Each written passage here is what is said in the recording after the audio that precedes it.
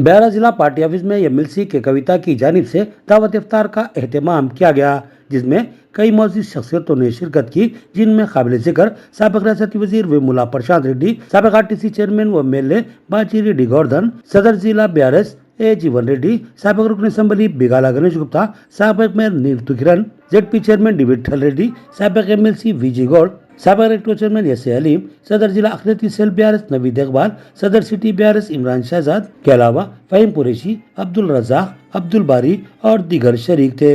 इस मौके पर अपने खिताब में एमएलसी के कविता ने माह सियाम को न सिर्फ एक मुकद्दस महीना करार दिया, बल्कि बताया कि इस महीने में इंसान की ज़हनी, जिस्मानी व क़ल्बी तथहीर होती है। इस माह मुकद्दस में एक रूहानी व मुतबर्रिक माहौल फराहम होता है। इस महीने में किए जाने वाले अमाल काबिल कबूल और ज़ायद अजर के मुस्तहिक होते हैं। इस महीने में सिर्फ फाकाकशी के लिए नहीं, बल्कि इंसानियत के दर्द को महसूस करने का सबक मिलता है। उन्होंने कहा कि हिंदुस्तान, बिलखसूस तेलंगाना, गंगा जमनी तहजीब का अलमबरदार है और हम मुख्तलिफ मज़ाहिब से ताल्लुक़ रखने के बावजूद मिलजुल कर जिंदगी गुजारते हैं।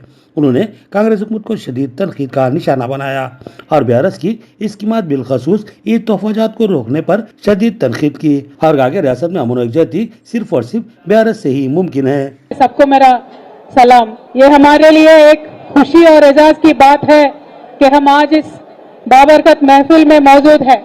रमजान सिर्फ एक महीना नहीं, बल्कि एक दर्स है खुद पर काबू पाने का, दूसरों के लिए हमदर्दी का और एक बेहतर इंसान बनने का। मैं देख रही हूँ कि रोजा सिर्फ खाने पीने से रुकने की नाम नहीं है, बल्कि ये कुर्बानी, सब्र और एहसास का नाम है। दुनिया के तमाम मजहब हमें यही सिखाते हैं कि हम एक दूसरे के साथ मोहब्बत, एहतराम और भाईचारे के साथ रहें। आज यहाँ मौजूद होना इस बात की अलामत है कि हम सब चाहे किसी भी अकीदे से ताल्लुक रखते हो, एक दूसरे के करीब आ सकते हैं और अपनी मुश्तरका कदरों का फरोग दे सकते हैं। मैं दुआ करती हूँ कि ये मुकद्दस महीना आप सबके लिए रहमत, बरकत और सुकून का बाइस बने। ऊपर वाला आप सबकी इबादत कबूल करे और हमें एक दूसरे के लिए माज़ीद मोहब्बत और खैर खाई पैदा करने की तौफीक दे।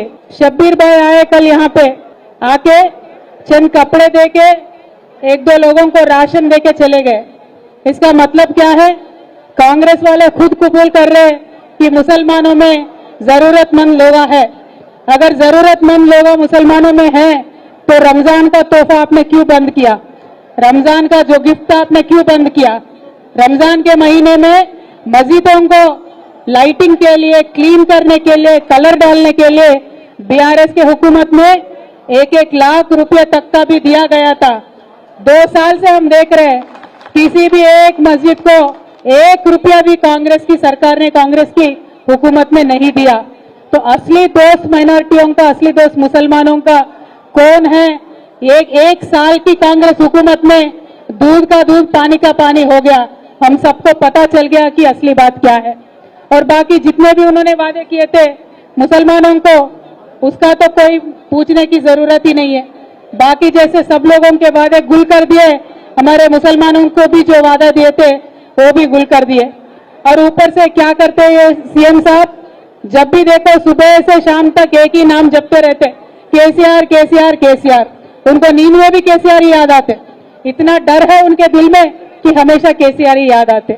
और ऊपर से क्या बोलते, अजीब अजीब बातें जो अपने बुजुर्गों के लिए ना बोल सके, ऐसे बातें भी बोल के केसीआर साहब के इंसल्ट करने का कोशिश कर रहे हैं।